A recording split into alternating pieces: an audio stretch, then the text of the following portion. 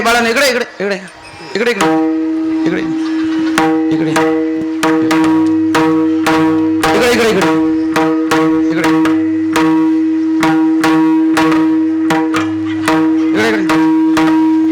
इकडे इकडे इकडे इकडे इकडे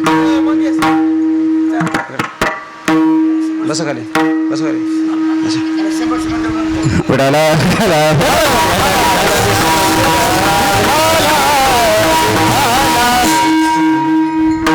मध्ये कुठलं पण भजन चालू होतं म्हणून त्याला बसवता आलं नाही महाराज. माझं कसं आहे सांगू का, लेकर दाब टाकत असतो म्हणजे मोठे माणसं उठत नाहीत हातातला धावा विठाला.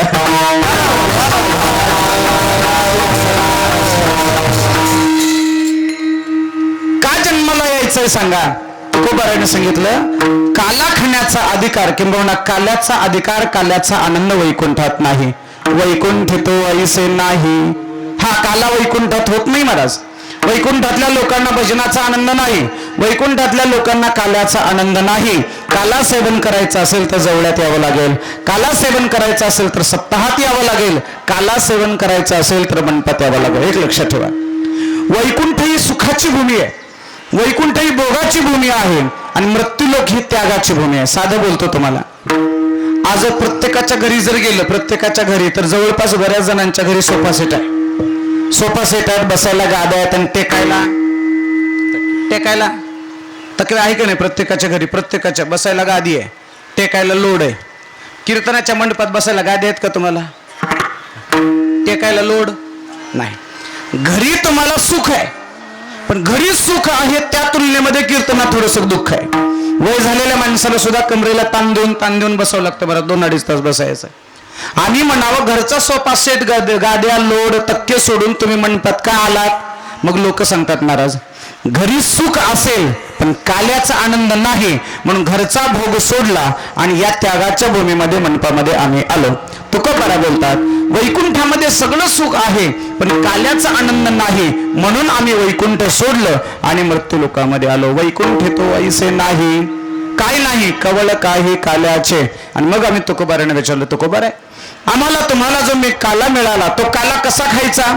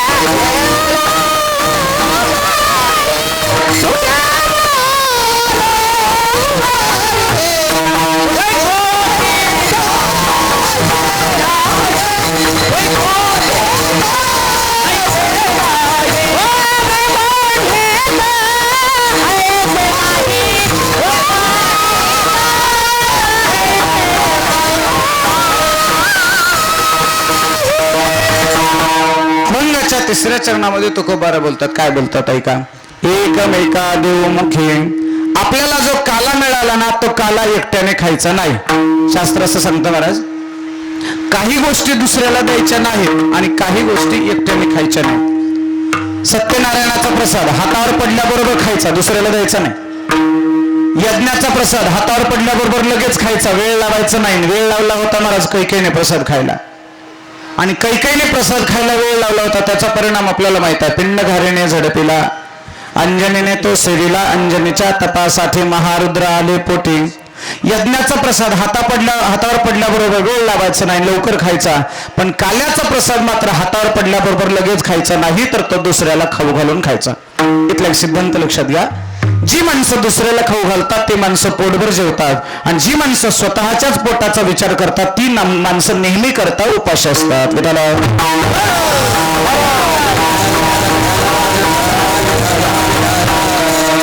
दुसऱ्याला खाऊ घातलं, काला दुसऱ्याला खाऊ घालायचा महाराज. दुसऱ्याला खाऊ घातलं की आपल्याला खायला मिळते.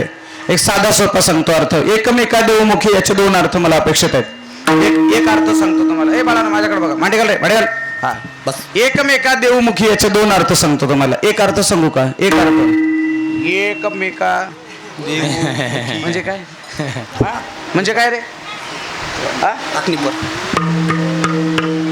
म्हणजे काय?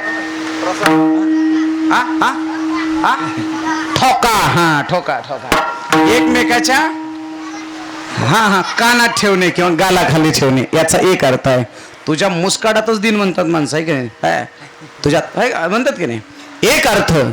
पण दुसरा अर्थ सांगतो, एकमेका देवमुखी, याचा अर्थ आहे एकमेका देवमुखी. ऐका, एक छोटा प्रसंग सांगतो, लक्षात येईल.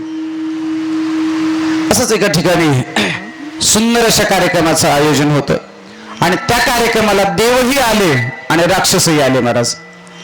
कार्यक्रम संपत आला आणि संयोजकांनी माईक मध्ये सांगितलं, समाज भरपूर आहे, एका पंक्तीला सगळ्यांना बसणं शक्य नाही. थोडा आवाज द्यायचा. एका पंक्तीला सर्वांना बसणं शक्य नाही, आपल्याला दोन पंक्ती करायच्यात. हा थोडं माझ्याशी बोलत चला, माझ्याकडे लक्ष द्या. बेटा बेटे सावधान, माझ्याकडे लक्ष द्या. दोन पंक्ती बसवायच्यात, एका पंक्तीला सगळ्याला बसवता येणार नाही. सांगा, पहिल्या पंक्तीला कोण बसणार? राक्षस म्हणले आम्ही बसणार. बोला, पहिल्या पंक्तीला कोण बसणार? थोडं मोठ्याने बोला, आणखीन मोठ्याने बोला. पहिल्या पंक्तीला कोण बसणार? राक्षसांना भरोसाच नसतो मागच्या पंक्तीला तर्रीचं वरण राहतं का नाही, म्हणून पहिल्याच पंक्तीला बसून घेतात. बरोबर आहे का? मी तुमच्या गावातलं सांगत नाही, आमच्याकडचं सांगतोय. बरोबर आहे का? बाहेरच्या पाहुण्यांना न वाढता पहिल्याच पंक्तीला जेवायला बसून घेतात. त्यांना काय म्हणावं? म्हणा म्हणा म्हणा म्हणा राक्षस. कळलं का मला काय बोलायचं ते? माईक मध्ये सांगावं लागतं महाराज. काही काय गावातल्याने पहिल्या पंक्तीला बसायचं नाही. ही वेळ कशाला यावी? आपल्या गावातल्या एखाद्या मुलीचं लग्न आहे, आपल्या गावात लग्न आहे, बाहेरचे पाहुणे आलेले आहेत. आपलं कर्तव्य आहे की बाहेरच्या पाहुण्यांना वाढलं पाहिजे आणि आपण दुसऱ्या पंक्तीला, शेवटच्या पंक्तीला बसलं पाहिजे. पण काही काही बहादर, जाऊ दे आता, याच्यापेक्षा जास्त खाली येऊन बोलत नाही. बाळानं बोला. पहिल्या पंक्तीला जेवायला बसतात ते कोण? आणखीन थोडं मोठ्याने. चला पुढे. देवानं विचारलं तुमचं कसं आहे? देवाने सांगितलं सर्वांना जीव घाला आणि सगळ्यांची जेवणं घालके झाल्याच्या नंतर शेवटी उरलं सोडलं आम्ही खाऊ. लक्षात येते ना? पहिल्याच पंक्तीला बसून घेतात ती माणसं राक्षस असतात, आणि सगळी माणसं जेवल्यानंतर शेवटच्या पंक्तीला जेवतात ती माणसं देवासारखी असतात महाराज. आजही सांगतो, गावागावात अशी काही माणसं आहेत, भांडे आणण्यापासून धुईपर्यंत, सगळा स्वयंपाकघर साफ करेपर्यंत जेवत नाहीत महाराज. सगळ्याला जेव घातल्यानंतर शेवटच्या पंक्तीला जे काही उरलं सोडलं असेल ते खातात. अशी माणसं कधी पडद्याच्या समोर येत नाहीत, अशी माणसं कधी स्टेजवर दिसत नाही, पण पडद्याच्या मागे ती माणसं एवढं काम करत असतात. मी तर म्हणतो की कीर्तनकारापेक्षा जास्त पुण्य त्या माणसांचं आहे. विठ्ठला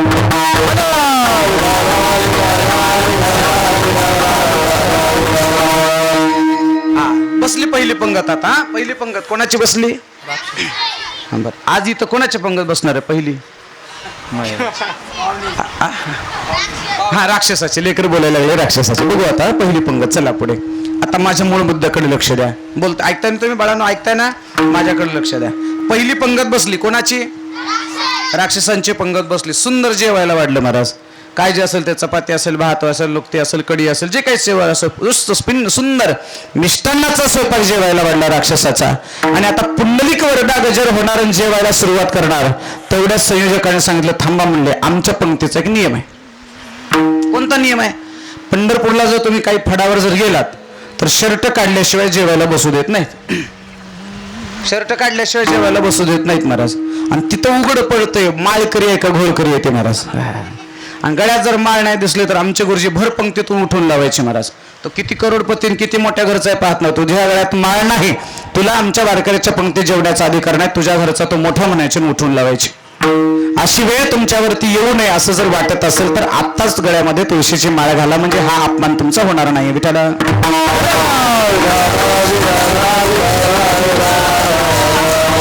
इथल्या संयोजकांनी सांगितलं आमचा नियम आहे. कोणता नियम आहे? जेवण करत असताना हात कोपरातून वाकवायचा नाही. सगळ्यांच्या हाताला अशा सळया बांधल्या, कामट्या बांधल्या महाराज, कामट्या बांधल्या. तुम्ही दोघं उठा, उठा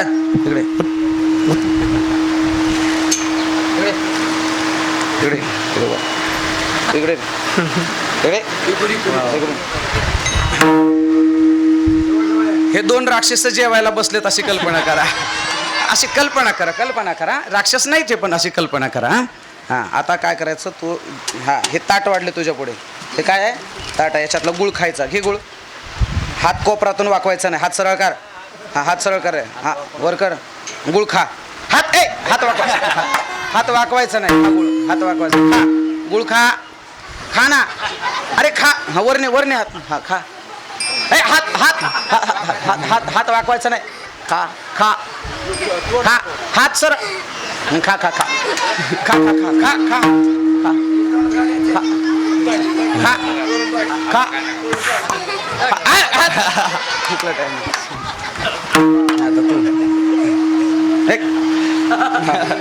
हात वाकवायचं नाही. हा सरळ सरळ सर, हात हात वाकवायचं नाही, हात सरळ, हात सरळ, हात हात सर सर सर, हात सरळ सरळ सरळ. हा हात हात सरळ. हा हुकला टाइम. चला, 20 मिनिटाचा वेळ होता. राक्षसांच्या पोटात कोरकोर सुद्धा चपात्या गेल्या नाहीत. राक्षसाची पंगत संपली. आता देवाची पंगत बसली. राक्षसांच्या ताटावर तसंच उष्ट राहिलं. बोला बाळा, ताटावर उष्ट कोणाच्या राहिलं?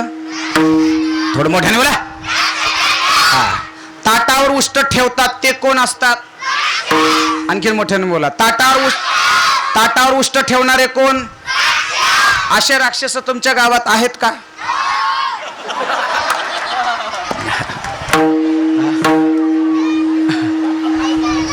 आहेत का महाराज?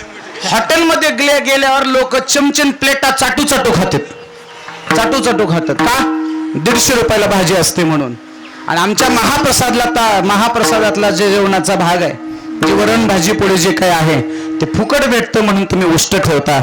माझी हात जोडू विनंती आहे, सर्वांनी भरपूर प्रसाद खायचा महाराज, भरपूर घ्या. फक्त एक विनंती आहे, ताटावर मात्र अन्नाचा एकही कण ठेवायचा. आणि एवढं सांगूनही कोणाच्या ताटावर जर उष्ट राहिलं तर बाळांनो त्यांना तुम्ही काय म्हणायचं? झालं माझं काम. एवढं जर कीर्तनातून घेतलं तरी भरपूर झालं. चला, आता राक्षसाची पंगत उठली. आता देवाची पंगत बसली. हा, देव बसतानाच असे जवळजवळ बसले. असं रे, इकडे तोंड कर, इकडे तोंड कर, इकडे तोंड कर. हा सर, पुढसर पुढसर पुढसर. हा, असे बसलेत. हा, ही देवाची पंगत आहे. हे जेवणाचं ताट आहे, याचं ताट आहे, याचं ताट आहे. आता तुला हात वाकवता येत नाही. मग देवाने काय केलं माहिती आहे का? आपल्या ताटातला घास मोडला आणि त्याला खाऊ घातला. घे, हात वाकवायचा नाही, हात वाकवायचा नाही. हा,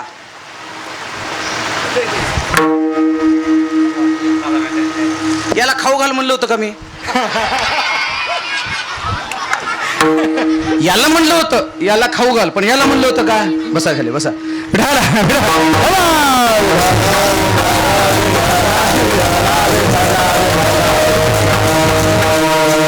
कशासाठी सांगतो लक्षात आलं का? एका देवाच्या लक्षात आलं की घास मोडून आपल्याला खाता येत नाही. मग काय केलं? या देवाने आपल्या ताटातला घास मोडला आणि त्या समोरच्या देवाला खाऊ घातला. आणि समोरच्या देवाला खाऊ घातल्याबरोबर त्या देवाने काय केलं? आपल्या ताटातला घास मोडला आणि समोरच्या ताटात देवाला खाऊ घातला. 20 मिनिट कशाला घेता? 10 मिनिटामध्ये गुंड्या तुटेपर्यंत देवाची जेवण झाली. सिद्धांत लक्षात घ्या. राक्षसांनी स्वतःच्या पोटाचा विचार केला, परिणाम उपाशी राहिली. देवाने दुसऱ्याच्या पोटाचा विचार केला, परिणाम पोटभर जेवली.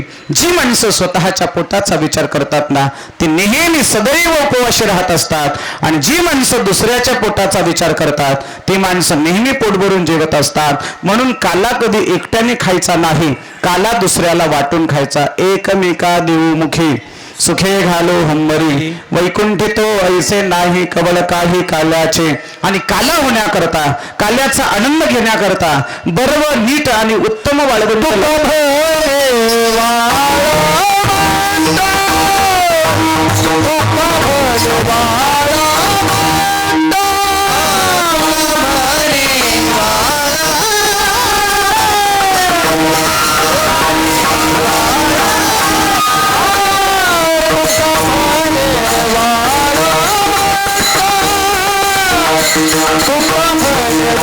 Super